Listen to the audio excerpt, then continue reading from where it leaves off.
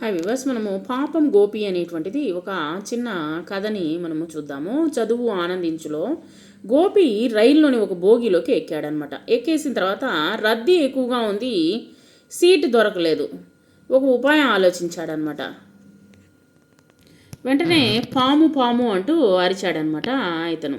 అందరూ జనమంతా భయపడిపోయి తమ సామాన్లతో కిందికి దూకేశారు అందరూ. సరే, ఇతను ఏం చేశాడంటే భోగి ఖాళీ అయింది, అమ్మయ్య ఇక హాయిగా పడుకుంటా అంటూ తెల్లవారేసరికి మా ఊరికి చేరుకుంటా అనుకుంటూ అబద్ధం చెప్పి అందరినీ తరిమికొట్టాడనమాట. సరే, నిద్ర లేచేసరికి ఒక టీ అతను అమ్ముకునేటువంటి అతను వచ్చాడనమాట. అప్పుడే తెల్లవారిపోయిందే బాబు, ఇలా రా, ఒక కప్పు కాఫీ ఇవ్వు అన్నాడనమాట. రైలు తొందరగానే వచ్చేసిందే అన్నాడు.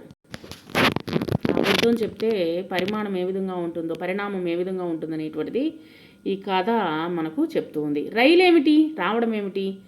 ఈ భోగిలోకి పాము వచ్చిందట, దీన్ని ఇలాగే వదిలేసి రైలు రాత్రే వెళ్ళిపోయింది. అంటే ఈ యొక్క భోగిని అలాగే వదిలేసి వేరే రైల్లో ప్రయాణికులను ఎక్కించుకొని వెళ్ళిపోయింది అన్నాడనమాట. వెంటనే కాఫీ దొర్లించేశాడు కప్పుతో కూడా. పాపం గోపి ఊరు చేరాలనుకున్నాడు, ఊరికి వెళ్ళలేకపోయాడనమాట.